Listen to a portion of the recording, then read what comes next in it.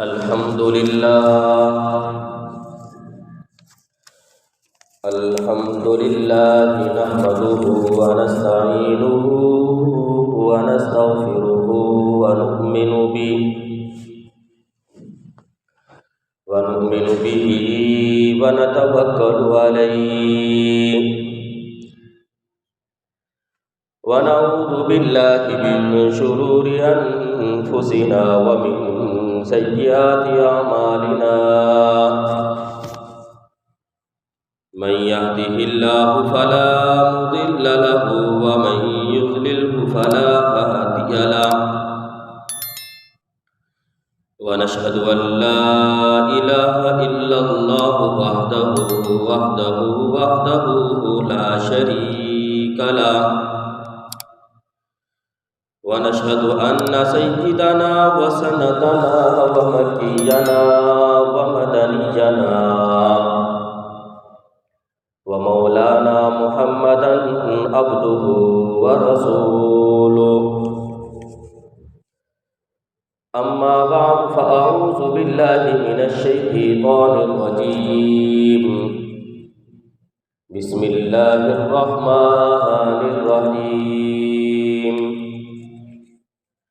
فإن آمنوا بمثل ما آمنتم به فقد اهتدوا وقال تعالى في مقام آخر رضي الله عنهم ورضوا عنه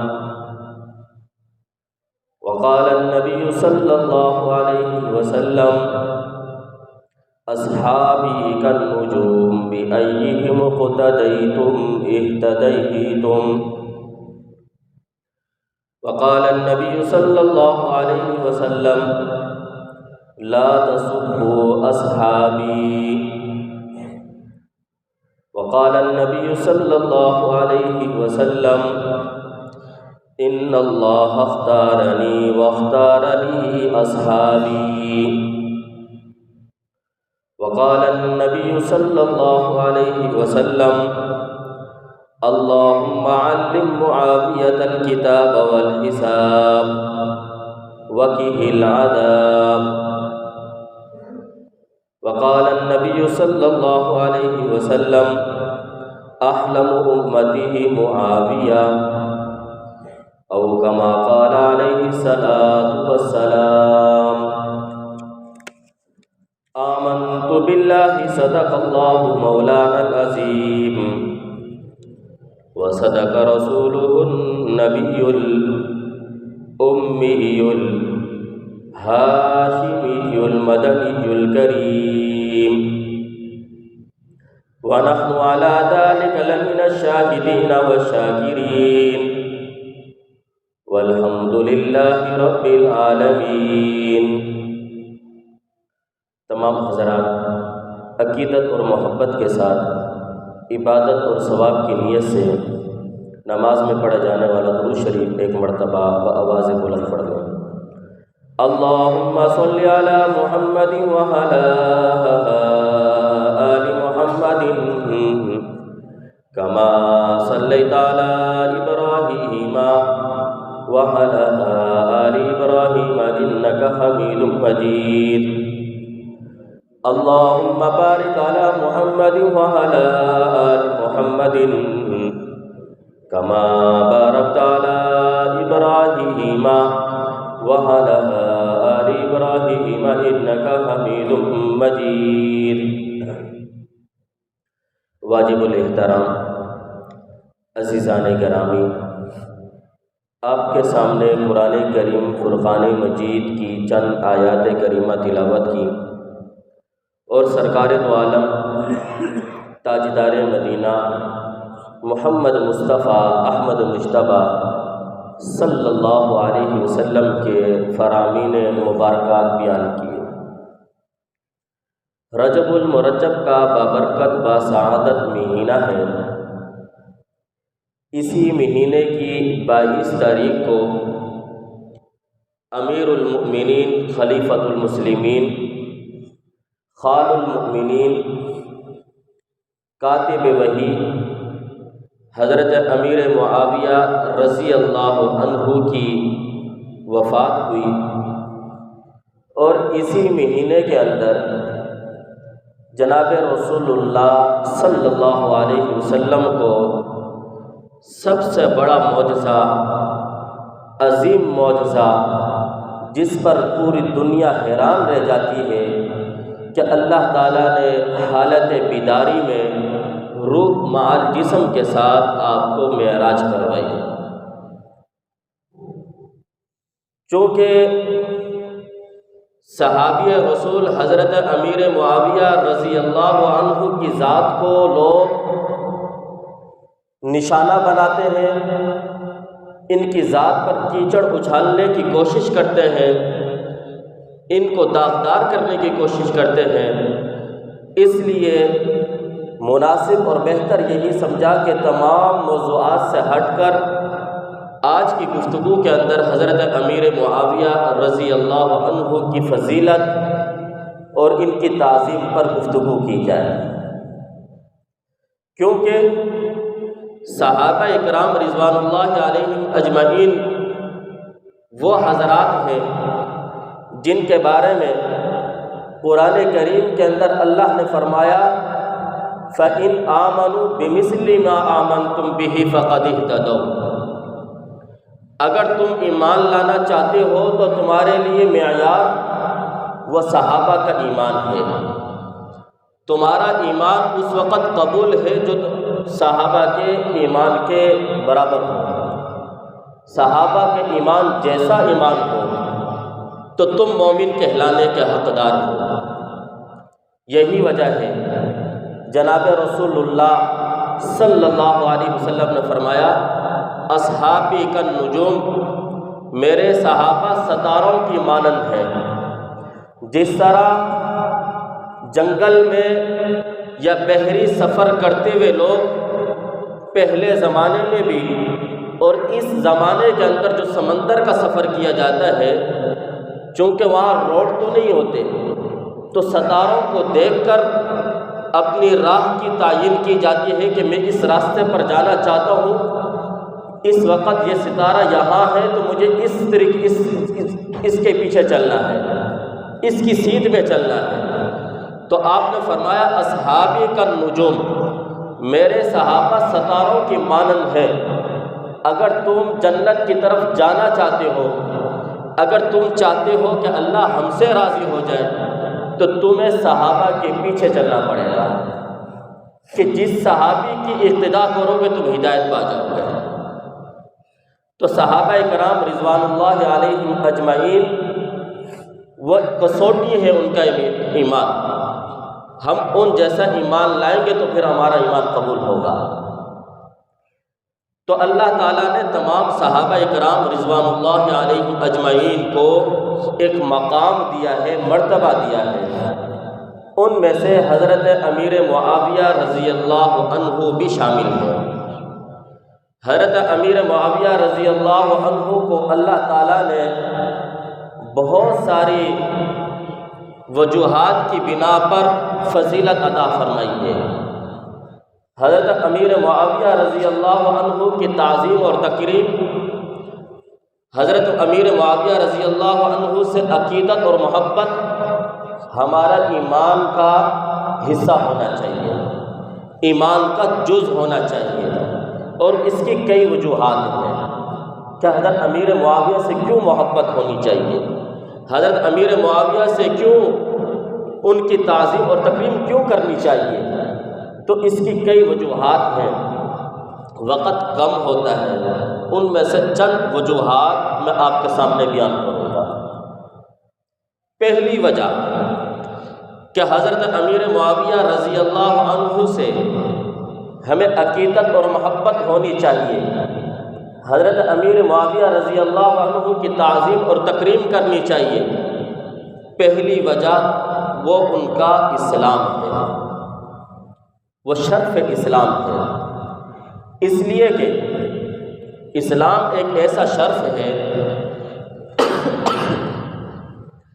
جو انسان کو دوسرے انسانوں سے ممتاز کر دیتا ہے۔ جو مسلمان کو غیر مسلموں سے امتیاز کر دیتا ہے۔ یہی وجہ ہے کہ اگرچہ زبان ایک نہ ہو، اگرچہ علاقہ ایک نہ ہو، اگرچہ قوم اور قبیلہ ایک نہ ہو، لیکن وہ مسلمان ہو، قدرتی طور پر ایک مسلمان کو دوسرے مسلمان سے محبت ہوتی ہے۔ اور اللہ تعالیٰ نے قرآن کریم کے اندر فرمایا انما المؤمنون اخوۃ، تمام ایمان والے سب آپس میں بھائی بھائی ہیں۔ اور جناب رسول اللہ صلی اللہ علیہ وسلم نے فرمایا المسلم اخو المسلم، مسلمان مسلمان کا بھائی ہے۔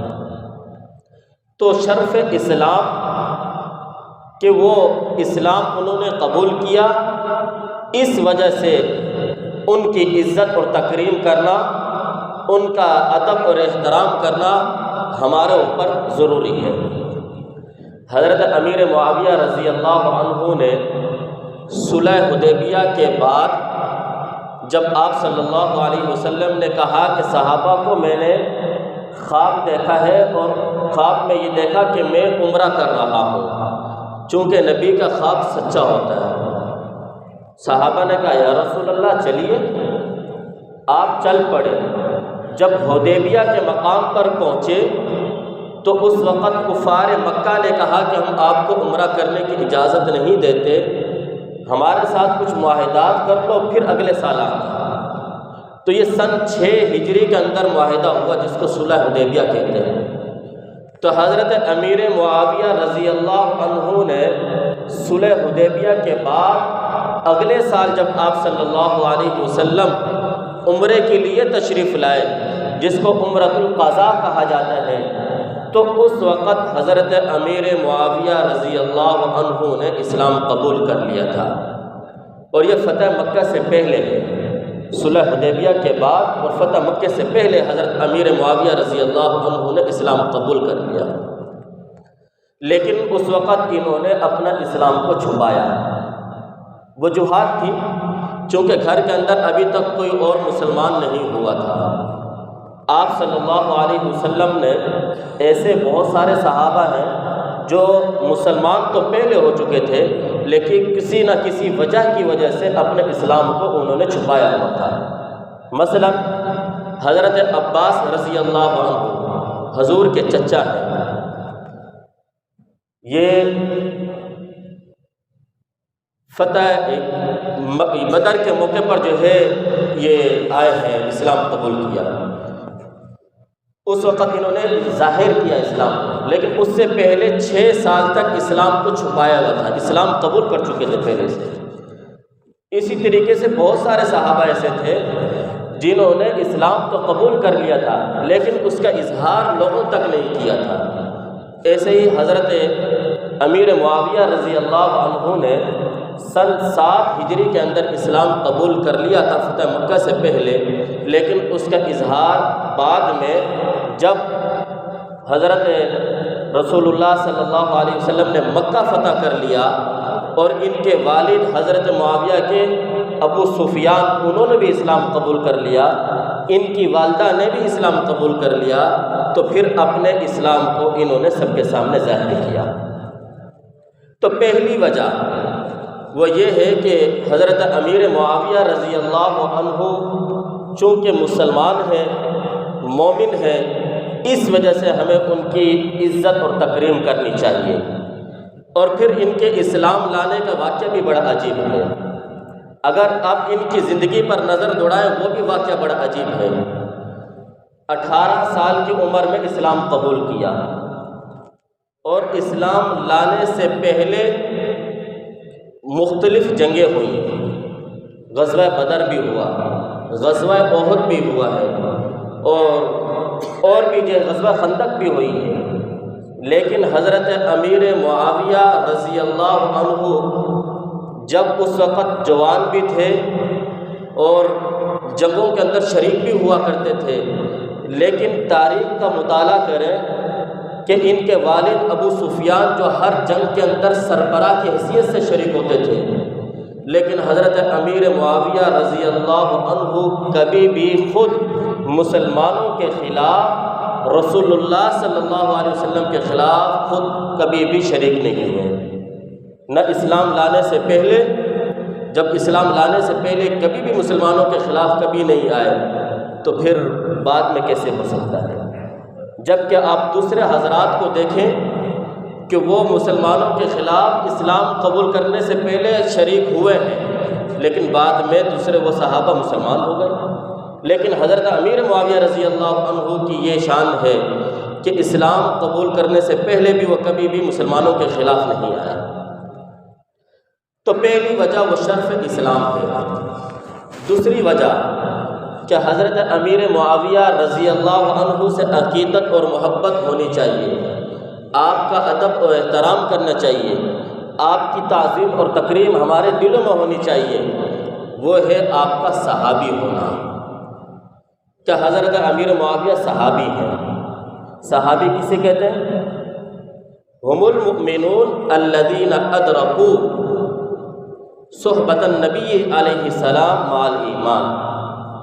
صحابہ اس کو کہتے ہیں کہ پہلی شرط یہ ہے کہ وہ مومن ہو اور انہوں نے جناب رسول اللہ صلی اللہ علیہ وسلم کی صحبت حاصل کی ہو ایمان کی حالت میں، یہ صحابی ہے۔ تو حضرت امیر معاویہ رضی اللہ عنہ صحابی رسول ہیں، اور اللہ تعالیٰ نے قرآن کریم کے اندر صحابہ کی شان، صحابہ کے فضائل، صحابہ کے مناقب، صحابہ کے محاسن اور صحابہ کی محامد اس انداز کے ساتھ ان کے کمالات کو بیان کیا کہ آپ قرآن کریم کی مختلف آیات کو دیکھیں گے کہ اللہ کسی اور کی اتنی شان بیان نہیں کرتا جتنی صحابہ کرام کی شان کو بیان کرتا ہے۔ کیوں؟ اس لیے کہ یہ میرے نبی کی تربیت یافتہ ہے، میرے نبی نے خود براہ راست ان کی تربیت کی ہے، میرے نبی نے ان کو سکھایا تھا۔ جب صحابہ خود کامل تو ان کو سکھانا والا تو پھر ان سے بھی بڑا کامل ہوگا۔ یہی وجہ ہے کہ آج کچھ لوگ صحابہ کو تنقید کا نشانہ اس لیے بناتے ہیں کہ اصل میں وہ جناب رسول اللہ صلی اللہ علیہ وسلم کی تنقید نہیں کر سکتے، کہ اگر تنقید کریں گے تو ہمارے خلاف مسلمانوں کا احتجاج ہوگا۔ تو انہوں نے اس سے پہلے ایک سیڑھی جو زینہ ہے رسول اللہ تک پہنچنے کا، وہ ہے صحابہ کی جماعت، کہ صحابہ کو تنقید کا نشانہ بناؤ، ان کو داغدار کرو، ان کے بارے میں جو ہے شکوک اور شبہات پیدا کر دو۔ جب صحابہ کی جماعت خود وہ شکوک اور شبہات کے شکار ہو جائے گی تو پھر رسول اللہ صلی اللہ علیہ وسلم تک پہنچ سکیں گے۔ اس لیے قرآن کریم کے اندر اللہ تعالیٰ نے صحابہ کے بڑے فضائل بیان کیے ہیں۔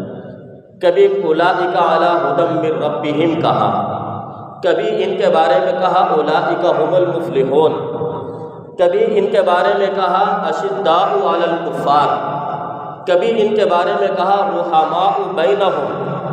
کہیں قرآن میں اس طریقے سے بیان کیا کنتم خیر امۃ اخرجت للناس، کہیں پر قرآن یوں کہتا ہے التائبون العابدون الحامدون السائحون الراکعون الساجدون۔ تو قرآن مثلہم فی التوراۃ کہ ان کی مثالیں تورات میں بھی ہیں، ومثلہم فی الانجیل کہ ان کی مثالیں انجیل میں بھی ہیں، اذلۃ علی المؤمنین اعزۃ علی الکافرین کہہ کر ان کو مخاطب کیا کہ صحابہ کی اتنی شان ہے کہ ان کے لیے سب کے لیے جنت کا وعدہ کیا گیا، وَكُلًّا وَعَدَ اللَّهُ الْحُسْنَىٰ، ان کو جنتی ہونے کا سرٹیفکیٹ دیا جا رہا ہے۔ وہ صحابہ جن کے بارے میں قرآن میں اللہ نے یوں اعلان کیا رضی اللہ عنہم ورضوا عنہ، اللہ ان سے راضی اور یہ اللہ سے راضی ہے، اللہ ان سے راضی ہے۔ آپ تھوڑا اسلوب کو دیکھیں، انداز کو دیکھیں، اللہ نے کس انداز کے ساتھ صحابہ کی شان کو بیان کیا کہ اللہ ان سے راضی، پھر بعد میں کہا کہ یہ اللہ سے راضی ہے۔ جبکہ آپ دنیا کے اندر دیکھیں لوگوں کا مزاج کیا ہوتا ہے، لوگوں کا مزاج ہوتا ہے کہ چھوٹا پہلے بڑے سے راضی ہوتا ہے، پھر بعد میں بڑا چھوٹے سے راضی ہوتا ہے۔ آپ دیکھیں کہ باپ دیکھتا ہے کہ بچے کی رضا کس میں ہے، بچہ کس چیز سے خوش ہوگا؟ جس میں بچے کی خوشی، باپ کہتے ہیں میری بھی خوشی اسی میں ہے، جس میں چھوٹے کی خوشی بڑا کہتا ہے میری بھی اس میں خوشی ہے۔ لیکن یہاں قرآن کا اسلوب ہی الٹ ہے۔ قرآن کہتا ہے اللہ ان سے راضی ہے، بعد میں کہا صحابہ ان سے راضی ہے۔ کیوں؟ اللہ کا راضی ہونا تو سمجھ میں آتا ہے، لیکن وہ کون سے کمالات تھے کہ اللہ کو اعلان کرنا پڑا کہ ورضوا ان، یہ صحابہ اللہ سے راضی۔ مفسرین نے لکھا کہ جب صحابہ پر تکلیفیں آئیں، ان پر مصائب آئے، ان پر مشکلاتیں آئیں، بلال رضی اللہ عنہ کو تپتی ہوئی ریت پر لٹایا گیا، ان کے اوپر بھاری بھرکم پتھر رکھے گئے، گھسیٹا گیا، حضرت خبیب کو کمر کی چربی پگھلائی گئی، حضرت زنیرہ کی آنکھوں کو نوچا گیا، حضرت سمیہ کے جسم کو دو لخت کیا گیا۔ صحابہ کو اتنی تکلیفیں پہنچائی گئیں، لیکن صحابہ نے کبھی بھی شکوہ نہیں کیا۔ ہر وقت کہا کہ اللہ جس حالت میں تو نے رکھا ہم اس پر راضی ہیں۔ اللہ نے اس کمال کو بیان کرتے ہوئے فرمایا رضی اللہ عنہم، کہ اللہ ان سے راضی ہے، ورضوا ان، اللہ نے جس حالت میں ان صحابہ کو رکھا یہ اس حالت پر اللہ سے راضی ہوئے۔ کبھی زبان پر ناشکری نہیں آئی، کبھی زبان پر کوئی شکوہ نہیں آیا۔ علامہ ابن تیمیہ رحمۃ اللہ علیہ نے ایک عجیب بات لکھی ہے کہ قرآن کریم کے اندر اللہ تعالیٰ نے یہ بیان کیا کہ اللہ ان سے راضی، اللہ ان سے راضی ہے۔ کائنات کے اندر کوئی اور انسان صحابہ کے علاوہ ایسا نہیں ہے جن کے بارے میں اللہ نے کہا ہو انبیاء کے بعد کہ اللہ ان سے راضی ہے۔ صرف صحابہ وہ جماعت ہے جن کے بارے میں اللہ نے کہا کہ میں صحابہ سے راضی ہوں۔ اب صحابہ کے بعد قیامت تک آنے والے انسان ان کے بارے میں یقین کے ساتھ نہیں کہا جا سکتا کہ اللہ ان سے راضی ہے۔ ہاں یہ کہا جا سکتا ہے کہ یہ میں نے کام کیا، یہ عمل کیا، اللہ میرے اس عمل سے راضی ہے۔ تو اللہ عمل سے تو راضی ہو سکتا ہے، لیکن کسی ذات کے بارے میں نہیں کہا جا سکتا کہ اللہ اس بندے سے راضی ہے۔ نہیں، صحابہ کی جماعت واحد جماعت ایسی ہے جن کی ذات کے بارے میں کہا کہ اللہ ان ذات سے، صحابہ سے راضی ہے۔ اور پھر علامہ ابن تیمیہ رحمۃ اللہ علیہ لکھتے ہیں اللہ ان سے راضی ہو چکا ہے، اب اللہ ان سے کبھی ناراض نہیں ہوگا۔ کیوں؟ اس لیے کہ جب انسان کہتا ہے نا کسی کو کہ میں اس سے راضی ہوں، جب اللہ نے کہہ دیا کہ میں اس سے راضی ہوں، اللہ نے اس کے تمام حالات کو دیکھ کر یہ رضامندی کا اظہار فرمایا ہے، اس کا ذکر کیا ہے۔ اب اگر یہ کہا جائے کہ اللہ نے اس وقت تو اعلان کیا کیونکہ اللہ نے دیکھا تھا کہ یہ صحابہ یہ نبی کے ساتھ ہیں، نبی کے وفادار ہیں، نبی کے ساتھ نمازیں پڑھنے والے ہیں، نبی کے ساتھ روزے رکھنے والے ہیں، نبی کے ساتھ حج عمرے کرنے والے ہیں، یہ نبی کے اوپر اپنی جان نچھاور کرنے والے ہیں، لیکن بعد میں وہ تبدیل ہو گئے، وہ نبی کی تعلیمات کو چھوڑ بیٹھے، تو وہ حکم پہلے تھا بعد میں یوں ہو گیا۔ تو کہتے ہیں علامہ ابن تیمیہ رحمۃ اللہ علیہ ہم یہ نہیں کہہ سکتے۔ کیوں؟ اس لیے کہ اس طریقے سے اگر کہیں گے تو اللہ کا جہل ہونا لازم آئے گا، نعوذ باللہ من ذالک، اللہ کی طرف نسبت جہل کی کرنی لازم آئے گی کہ اللہ کو پہلے معلوم نہیں تھا کہ صحابہ حضور کے بعد تبدیل ہو جائیں گے، تو اللہ نے کیسے رضی اللہ عنہم کہا؟ پتہ چلا کہ اللہ ان سے ان کے مرتے دم تک ان کو آزما چکا تھا، ان کو جان چکا تھا۔ اللہ جانتا تھا کہ مرتے دم تک یہ کوئی ایسا کام نہیں کریں گے جس سے میں ناراض ہو جاؤں گا، اس لیے فرمایا کہ اللہ ان سے راضی ہو چکا ہے۔ تو دوسری وجہ حضرت امیر معاویہ رضی اللہ عنہ سے محبت اور عقیدت کی یہ ہے کہ وہ صحابی رسول ہیں۔ اور تیسری وجہ حضرت امیر معاویہ رضی اللہ عنہ سے ہمیں محبت اور عقیدت کیوں ہونی چاہیے؟ اس لیے کہ حضرت امیر معاویہ رضی اللہ عنہ کو شرف کاتب وحی ہونے کا ہے کہ حضرت امیر معاویہ رضی اللہ عنہ رسول اللہ صلی اللہ علیہ وسلم پر نازل ہونے والی وحی کو لکھا کرتے تھے۔ ایک مرتبہ البدایہ و نہایہ کے اندر علامہ ابن کثیر رحمۃ اللہ علیہ نے لکھا ہے، ایک مرتبہ آپ صلی اللہ علیہ وسلم نے جبریل امین سے مشورہ کیا، اور یہ بھی ہے کہ جب اسلام کا ظہور ہوا تو اس وقت عرب کے اندر 17 لوگ ایسے تھے جن کو صرف لکھنا پڑھنا آتا تھا، وہ جہالت کا دور تھا، کوئی ایک ایسا ہوتا تھا جس کو لکھنا پڑھنا ہے۔ ان 17 خوش نصیب لوگوں میں سے حضرت امیر معاویہ رضی اللہ عنہ بھی تھے۔ تو حضرت امیر معاویہ رضی اللہ عنہ کے بارے میں ان کو لکھنا پڑھنا آتا تھا۔ آپ صلی اللہ علیہ وسلم نے فرمایا، میرا دل چاہتا ہے کہ معاویہ کو اپنے پاس خدمت کے طور پر رکھ لوں تاکہ میرے اوپر آنے والی وحی کو یہ لکھا کرے۔ حفاظت قرآن کا ایک ذریعہ وہ اس کو لکھ لینا ہے، جس کو اللہ نے کہا انا نحن نزلنا الذکر وانا لہ لحافظون، قرآن کو ہم نے ہی نازل کیا، ہم ہی اس کی حفاظت فرمائیں گے۔ تو حفاظت قرآن کا ایک ذریعہ وہ اس کو لکھ لینا ہے، کتابی صورت میں اس کو جمع کرنا ہے۔ یہ حصہ بھی حضرت معاویہ رضی اللہ عنہ کو حاصل ہوا۔ ایک مرتبہ جبریل امین آئے، آ کر پوچھا، آپ صلی اللہ علیہ وسلم نے مشورہ مانگا کہ میں اپنی وحی کو، قرآن کو لکھنے کے لیے معاویہ کو اپنے پاس رکھنا چاہتا ہوں، آپ کا مشورہ کیا ہے؟ تو جبریل امین نے کہا کہ آپ ان کو رکھ لیجئے، فَإِنَّهُ أَمِينٌ، یہ کون ہے بھائی؟ امانت دار۔ مشورہ دے دیا، چلے گئے۔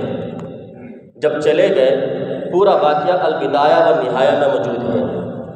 جب چلے گئے تو اللہ نے حکم دیا جبریل امین کو، جبریل دوبارہ جاؤ میرے محبوب کے پاس اور ان کو کہو کہ معاویہ کو اپنے پاس کتابت وحی کے لیے رکھ لو، فَإِنَّهُ أَمِينٌ عَلَى كِتَابِهِ فَإِنَّهُ أَمِينُ اللَّهِ عَلَى كِتَابِهِ وَوَحْيِهِ، کہ یہ اللہ کی کتاب اور اللہ کی وحی کو لکھنے میں امانت دار ہے، جس کی امانت کی، جس کی صداقت کی، جس کے امیر ہونے کی گواہی اور حکم اللہ کی طرف سے ہو۔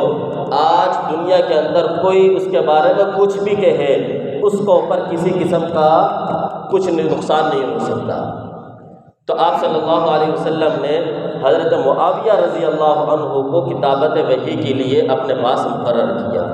تو تیسری وجہ جس کی وجہ سے حضرت امیر معاویہ رضی اللہ عنہ پر اعتماد کیا جائے، ان کو لیے ان کو پیشوا سمجھا جائے، ان کو اپنا مشعل راہ بنایا جائے، جس کے لیے قرآن نے فرمایا فَإِنْ آمَنُوا بِمِثْلِ مَا آمَنْتُمْ بِهِ فَقَدِ اهْتَدَوْا، کہ تم صحابہ جیسا ایمان لاؤ گے، تم صحابہ سے محبت کرو گے، تم صحابہ کے بارے میں، ان کے بارے میں آپ صلی اللہ علیہ وسلم نے فرمایا لا تسبوا اصحابی، میرے صحابہ کو برا بلا مت کرو، ان کو تنقید کا نشانہ مت بناؤ۔